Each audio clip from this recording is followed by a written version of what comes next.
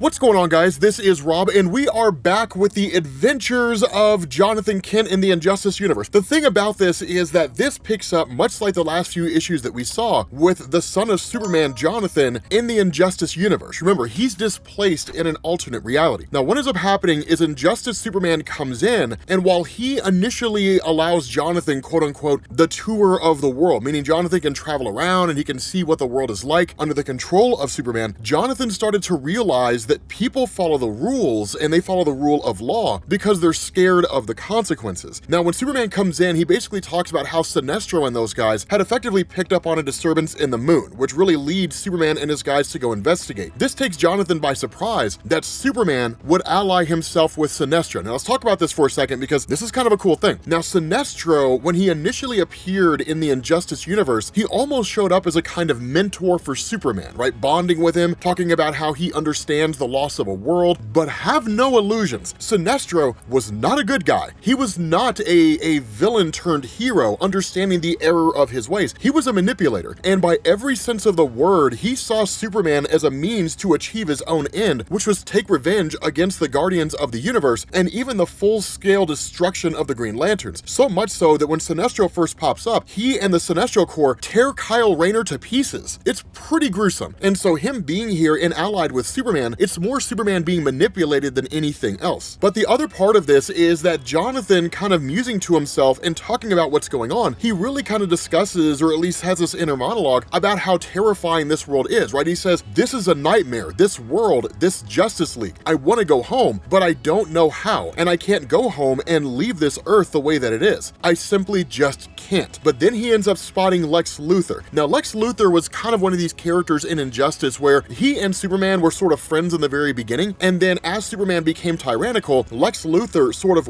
worked against him as more of a spy than anything else, like a double agent. He was really working for Batman. And so when Jonathan follows Luthor, Luthor basically arrives out there where Batman and his forces are located, and Jonathan follows suit. Now, of course, as soon as Jonathan shows up here, Batman's immediately on the attack with all of his forces. Now, one of the reasons this happens, and for those of you guys who are familiar with Batman, it seems very uncharacteristic that Batman would just attack first and then ask questions later. That's the point of Injustice, right? Under any normal circumstance, Batman would really ask, like, why are you here? In this instance, he literally says, don't let him leave. And like, they immediately all attack Jonathan. Like, they immediately all seize on him. Now, of course, Jonathan helps these guys understand their place in the bigger picture quite readily. The reason why Batman responds the way he does is because the nature of Injustice changed Bruce Wayne. It changed how he operated. Because in a lot of ways, he saw Superman, even though he never really admitted it per se, because, you know, Bruce Wayne is like the most stoic guy ever, right? He never talks about his feelings.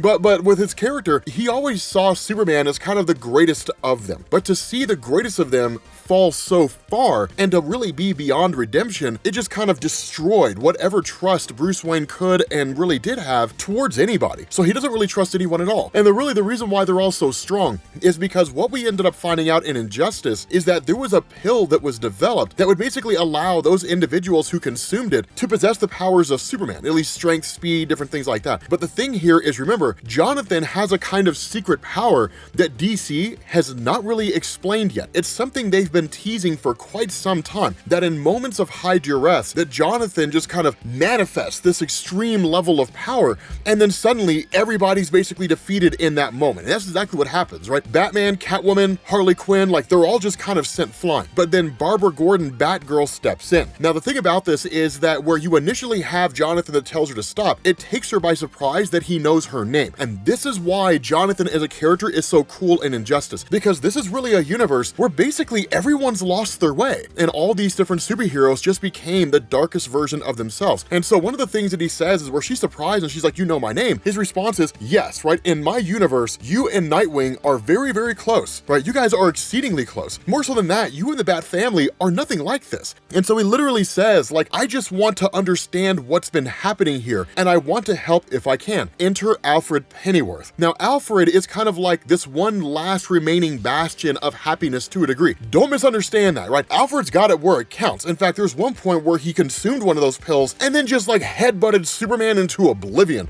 It was amazing. Alfred beat the crap out of Superman. I'll have a link to the Injustice playlist down in the comment section so you guys can get caught up on it all. It's such an amazing story. It's so phenomenal the way it goes down. But once it all kind of calms down and Alfred steps in, you basically have really Jonathan listening to what everybody has to say. And what Luthor does is he says, I know how bad this looks. And when Jonathan says, it looks like you're planning to take down Superman by stealing technology from a corpse, the response of Luthor is, okay, yeah, it is every bit as bad as you think it is.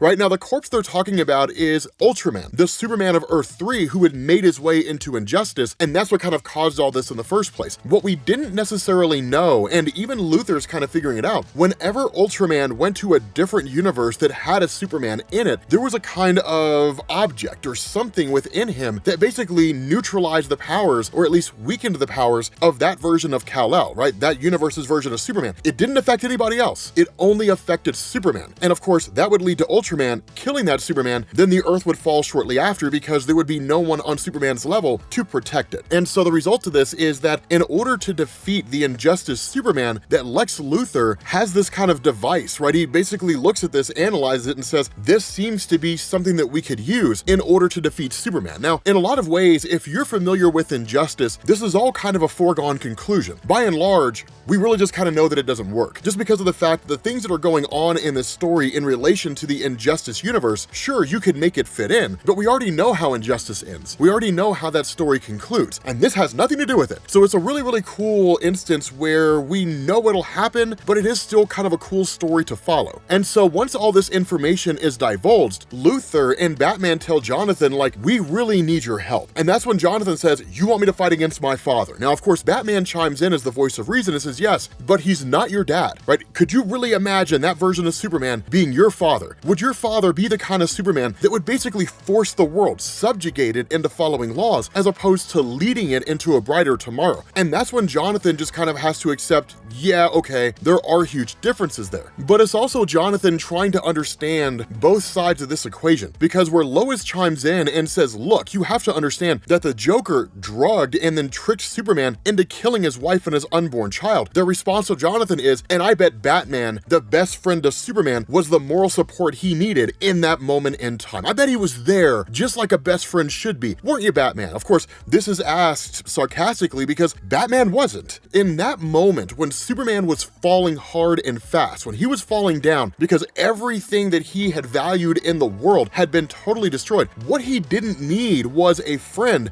browbeating him over the head with his mistakes, standing there like some kind of disapproving parent with their arms on their hips saying, why would you do that? You shouldn't do that, Superman. What he needed was someone to be in his corner. What he needed was someone who could emotionally talk him down. Because when you look at Injustice and you look past all the extraneous fluff, all the crazy fights and all the deaths and all those, oh my God, what in the world is going on kind of moments, right? When you get past all of that, it's a story about a guy who lost the things that are most important to him, and now he's just grieving and trying to cope with things as best he can. That's literally it. It's just a sad man crying out. That's all Injustice is. And the point of Jonathan is, you, Bruce Wayne, should have recognized that. You should have seen that. You should have known better. But the fact that you responded in kind shows that you are not the Bruce Wayne that I know. And you're no hero. You're both screw-ups and you're both doing things wrong. It's a phenomenal argument to make, because the reality here is it's true. It's the exact same argument that Superman from the main DC universe would have made as well. And so what Jonathan says is, I understand where you guys are coming from, and I understand the point that you're making, but the reality here is I'm not going to just jump into a fight without investigating a little bit more. And so what he does is he leaves both groups behind. That Jonathan realizes Batman is so entrenched with the idea that he's right, that if Jonathan asks him, what's your view on all this, Batman's gonna paint himself as the good guy and he's gonna paint Superman as the villain. Conversely, Superman is so convinced that he's right that if Jonathan asks him, what do you think about all this, he's gonna do the exact same thing but the opposite, right? right? Pointing at Batman as the bad guy, making himself look like the good guy. So what he does is he leaves it all behind, and he basically goes to see if the one person he trusts the most in the world is actually alive out there in this world. That what he does is he goes to visit Jay Nakamura. Now, Jay Nakamura is actually Jonathan Kent's boyfriend in the main DC universe. Yes, Jonathan Kent has a boyfriend. The crazy comic book fans got all pissed off when that happened. Like, this is a kid that can fly, he's got heat vision, he can survive in the vacuum of space on his own. This is the thing that you choose to get mad about? But the thing about this is that Jay is like the one guy Jonathan trusts. More so than that, Jay isn't really allied with any one particular side. He doesn't really support the side of Superman. He doesn't support the side of Batman. He's just a guy who's caught in the middle. And that's the person that you want to talk to. You don't want to talk to the guys who are fighting on each side and they're just totally entrenched in whether or not they are right. You want to talk to the ones